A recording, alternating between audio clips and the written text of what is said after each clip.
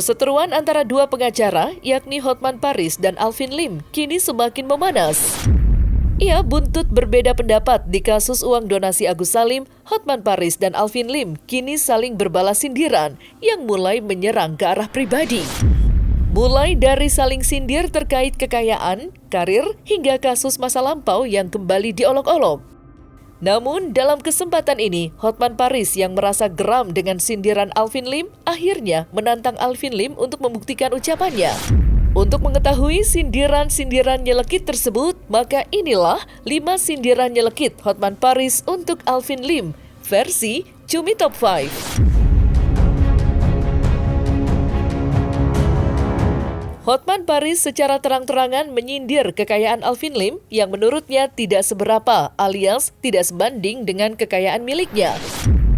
Ia bahkan Hotman Paris secara terbuka menantang Alvin Lim untuk bertarung kekayaan jika memang ia merasa lebih kaya dari Hotman Paris.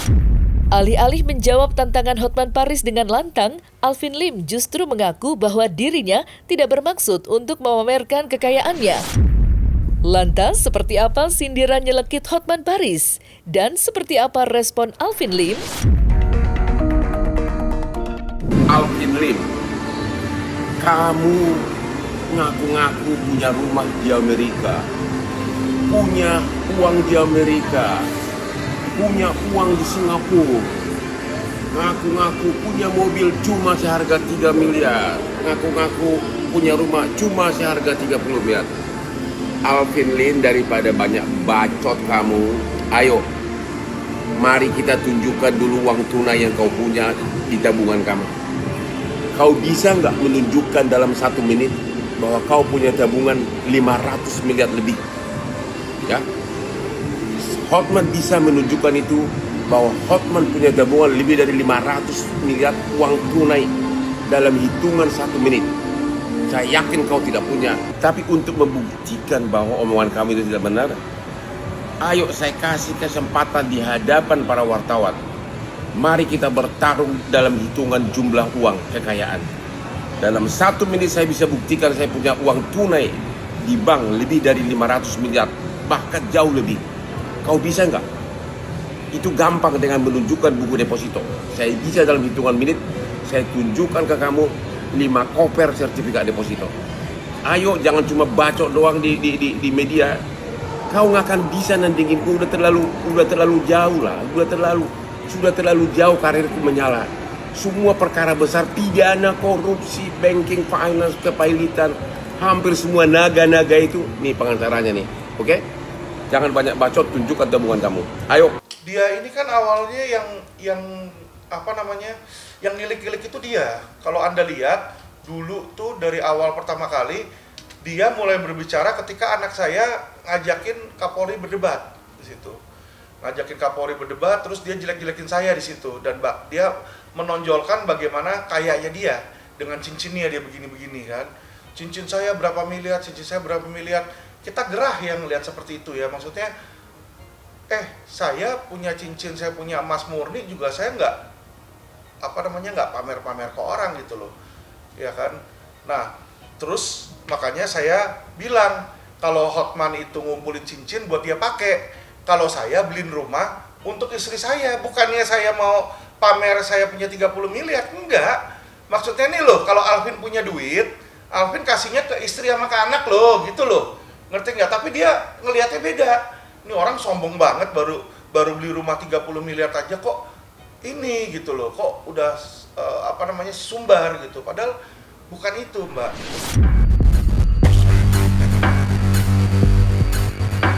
Hotman Paris melalui sosial media Instagramnya tampak menyindir Alvin Lim terkait mantan narapidana. Alvin Lim yang tak mau kalah akhirnya menanggapi sindiran Hotman Paris, sekaligus dirinya pun menyindir balik kasus lampau Hotman Paris yang menyeret nama Meriam Bellina. Lantas, seperti apa aksi saling sindir antara Hotman Paris dan Alvin Lim?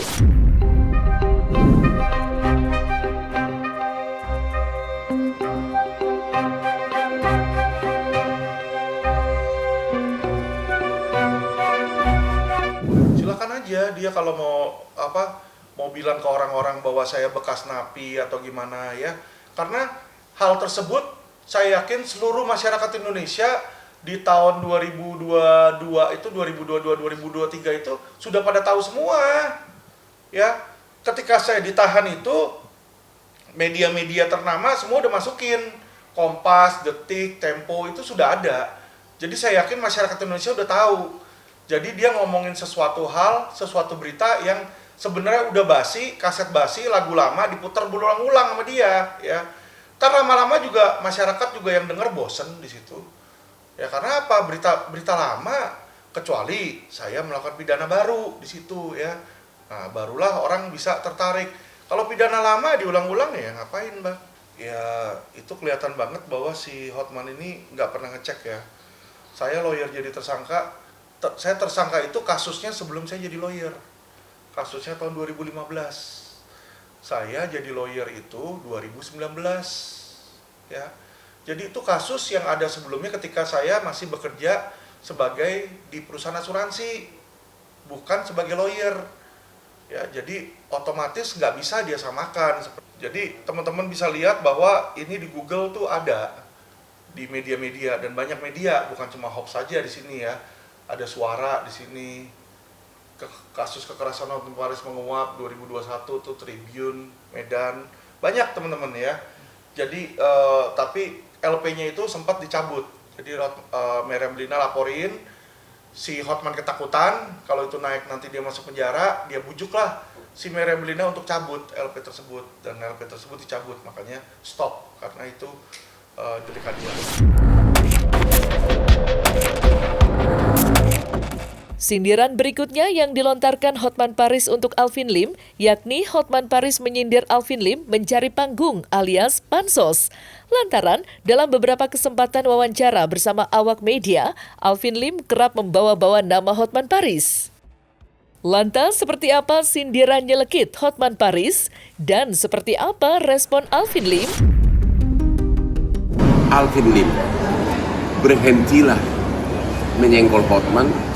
Tujuan kamu jelas untuk menaikkan statusmu agar seolah-olah satu level dengan Hotman Paris. Jelas nggak mungkin. Kamu bukan level saya.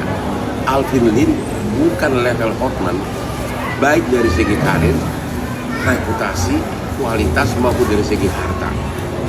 Karir kamu ya itulah seperti Agus yang lagi sakit. Sekali lagi, tidak ada gunanya kamu menyenggol Hotman untuk menaikkan status sosialmu seolah-olah kamu pengacara hebat, seolah-olah kau sama dengan Hotman. Klienmu yaitu seperti Agus. Kamu itu satu level dengan Rasman Nasution. Oke? Satu level dengan Rasman Nasution. Oke? Alvin Lim, kita tidak selevel. Nah itu dia lagunya tuh. Oke?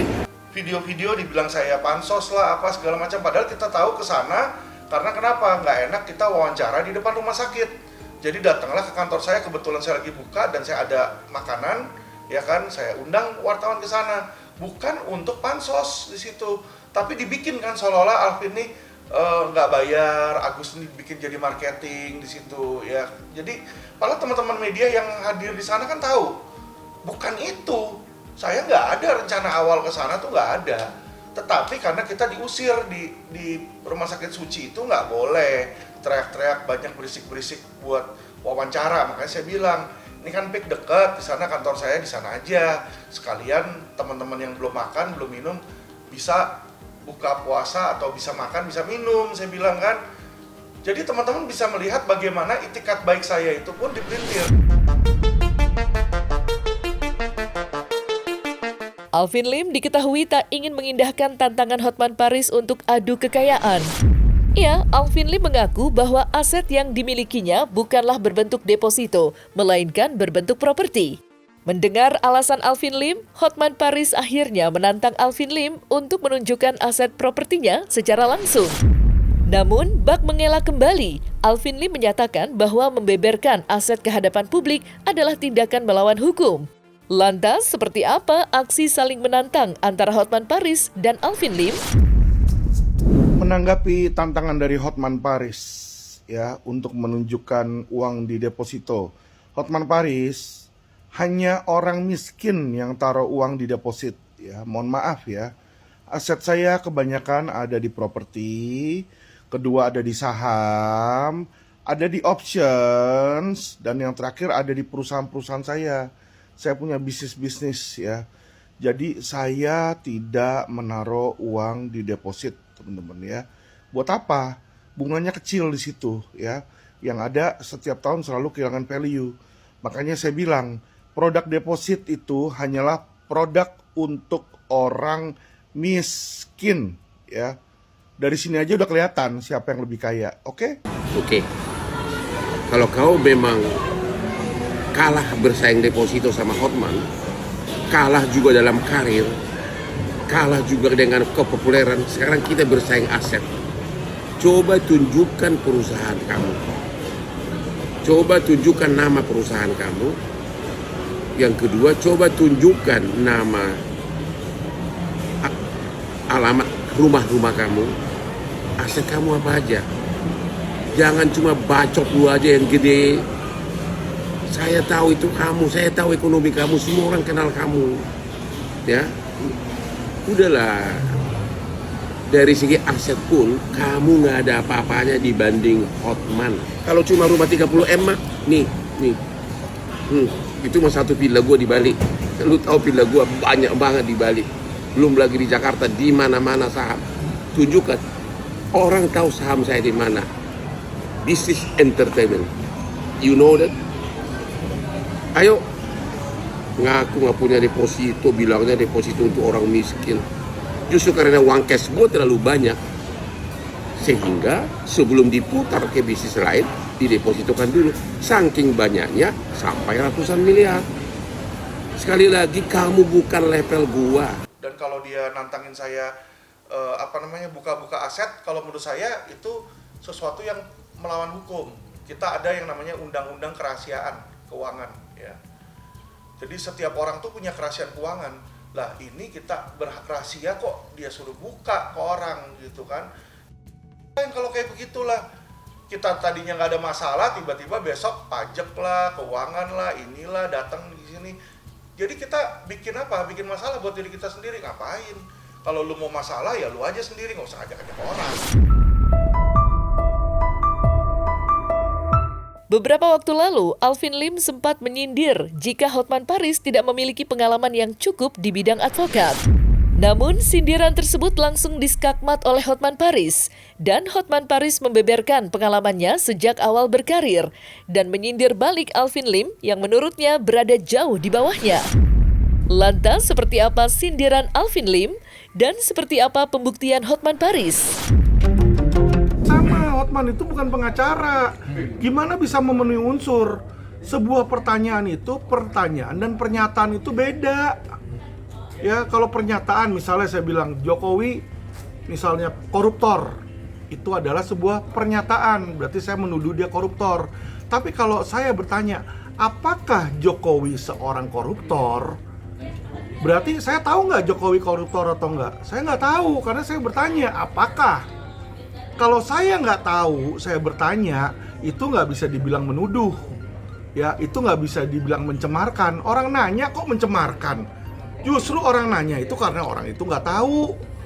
Ya, jadi beda antara orang nggak tahu sama orang yang tahu, berasa tahu, dan dia ngomong sembarangan gitu loh. Kalau cuma satu Hotman aja, saya tiup juga terbang itu. Ya, jadi Hotman udahlah, nggak usah sok-sokan sok jago kamu ya. Kamu balik lagi aja jadi pengacara PKPU. Lu ngertinya kepailitan, gak usah ikut-ikutan pidana. Malu lu nanti diketawain lu. Udah deh, udah kayak pungguk merindukan bulan. Dia bilang saya nggak ada pengalaman bidang perkara pidana. Aku udah 40 tahun jadi pengacara. Pengacara tersukses di Indonesia. Sudah ratusan perkara pidana saya pegang. Sudah ribuan perkara perdata yang pegang. Ya, ribuan perkara perdata saya pegang. Ratusan perkara pidana yang saya pegang. Maka itu orang, saya nggak tahu manusia dari mana. Karena memang dia nggak tahu karir orang. Dia kan di penjara, jadi dia nggak tahu sudah super meteor gitu loh. Buka matamu lebar-lebar, Alvin. Kamu mengaku lebih hebat dari Hotman Paris. Buka matamu lebar-lebar. Ya, memang kamu tidak tahu fakta sejarah atau kau pura-pura nggak tahu. Ya, Itu aja. Nah, Anda tahu pengacara tersukses di Indonesia ini Hotman Paris. Sudah ribuan, 40 tahun jadi pengacara, ya. Semua naga, semua konglomerat aku pengacaranya. Perkara pidana besar-besaran, ya aku pengacaranya, ya. Ya, banyak konglomerat perkara pidana saya bela menang, tapi tidak dipublikasikan karena menyangkut konglomerat. Kalau Teddy Minahasa kan ya polisi, ya pasti narkoba lagi, ya kan. Teddy Minahasa itu saya bela karena teman, ya, karena dia sering membantu Hotman 911 waktu dia jadi Propam Mabes Polri gitu loh, ya. Jadi udah deh, uang 30 beli mobil, aduh kasihan gua lihat kamu di garasi gua udah lama, rumah gua ratusan, ruko gua ratusan, villa gua aja udah puluhan, saham gua di mana-mana udah puluhan triliun. Udahlah, malu.